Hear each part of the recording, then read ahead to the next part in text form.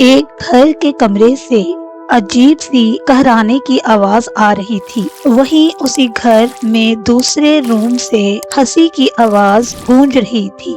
करहाने की आवाज हंसी की आवाज में दब रही थी। तभी उसी कमरे से एक बच्चा उठकर दरवाजे की ओर आगे बढ़ा और उसने सुना कि उसके दादाजी अपने कमरे से उठकर बाथरूम की तरफ जाने के लिए उठ रहे थे। उसी बीच उनकी कराने की आवाज सुनकर सोनू उनके कमरे की तरफ बढ़ गया।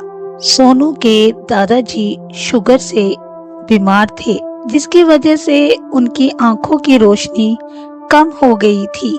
उन्हें धुंधला दिखाई देने लगा था। रात को कई बार उठकर उन्हें शौचालय की ओर जाना पड़ता था। घर में सबको इस बात का ध्यान रखना पड़ता था कि गैलरी की लाइट जलती रहे, ताकि दादाजी को अंधेरे में किसी से टकराना ना पड़े। समीर जब भी दादाजी को देखता तो ताज्जुब में पड़ जाता कि उनके कसरती बदन के हट्टे कट्टे दादाजी को कमजोर और दुबला देखकर सोनू कहीं ताज्जुब में था। उनके पैरों में दर्द भी रहता था। सोनू और दादाजी का एक ही कमरा था। सोनू को दादाजी से बहुत प्यार था। गर्मी का समय था, बिजली का बुरा हाल था। बिजली मुश्किल से 2 घंटे आती, जिससे इन्वर्टर भी काम नहीं कर पाता था। दादाजी के सिरहाने मोमबत्ती और टॉर्च रखी होती। बेचारे अपने कांपते हाथों से टॉर्च जलाते, फिर उसे पकड़ धीरे धीरे पैर शौचालय की ओर ले जाते। ये देखकर सोनू की आंखें भर आती।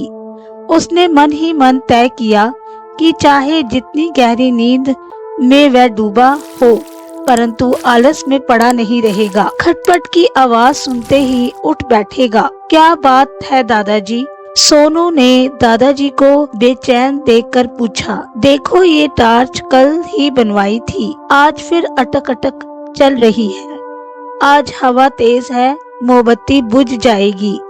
मैं कैसे शौचालय तक जा पाऊंगा? मैं हूँ ना दादाजी। तभी सोनू की आवाज आई, आपको लेकर जाऊंगा, आप चिंता ना करें।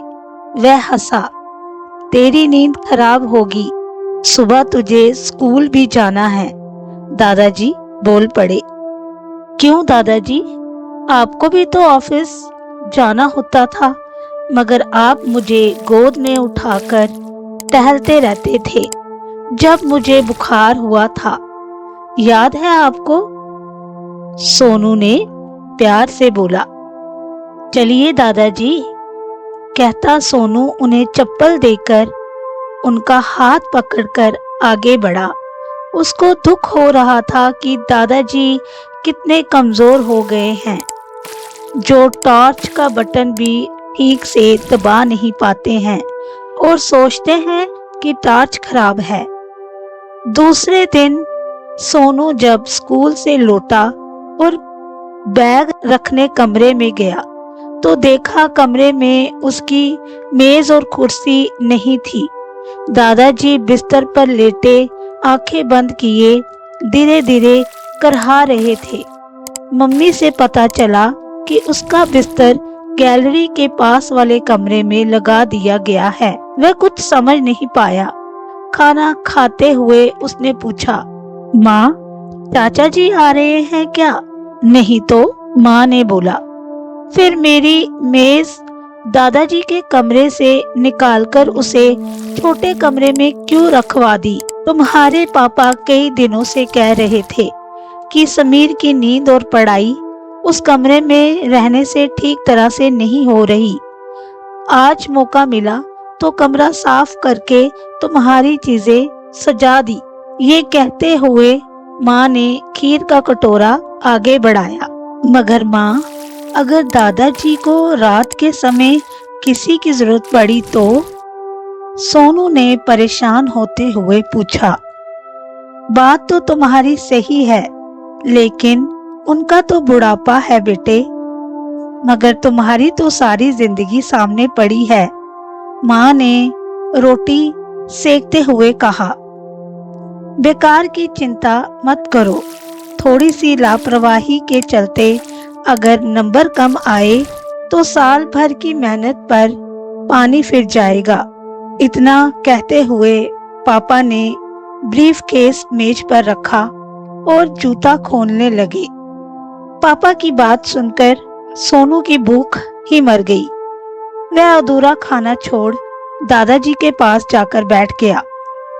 रात के खाने के समय मम्मी ने पापा से कहा, लगता है आपके बेटे को छोटा कमरा पसंद नहीं आया। कमरे में गुमसुम सा बैठा रहता है, मैं देखता हूँ। कहते हुए पापा दादाजी के कमरे की ओर बढ़ गए, जहाँ सोनू उनके पैरों में तेल मल रहा था। दादाजी कराह रहे थे, उन्हें दर्द ज्यादा था। सोनू का चेहरा उदास था। लाओ मैं लगाता हूँ, तुम जाकर खाना खा लो। पापा ने सोनू के कंधे पर हाथ रखा। मुझे भूख नहीं है, सिर झुकाए सोनू बोला। तुम्हारी तबीयत तो ठीक है ना? पापा ने चिंता भरे स्वर में पूछा। कुछ पल सोनू चुप रहा, फिर पापा के चेहरे को देखा और सिर झुकाए तेल मलता रहा अपने दादाजी को। क्या बात है? पापा परेशान हो उठे। पापा, मैं सोच रहा था कि जब आप बूढ़े होंगे तब मुझे क्या करना होगा। पापा सोनू के कहने पर चुप हो गए। उनकी आंखें भर आई। उन्हें पिता का ध्यान था, मगर ऐसा नहीं जैसा उनके पोते को था। उन्होंने कमरे से निकल नौकर को आवाज दी। मन ही मन अपने को धिक्कारा कि बुजुर्गों को केवल दवा और खाना ही नहीं, अपनों के प्यार और साथ की भी जरूरत होती है। दादाजी के पलंग के पास सोनू का पलंग बिछा दिया गया। मेज सज गया। सब कुछ पहले ही की तरह हो गया, मगर जाने क्यों पापा सोनू से कई दिनों तक आंख मिलाने की हिम्मत ना जुटा पाए।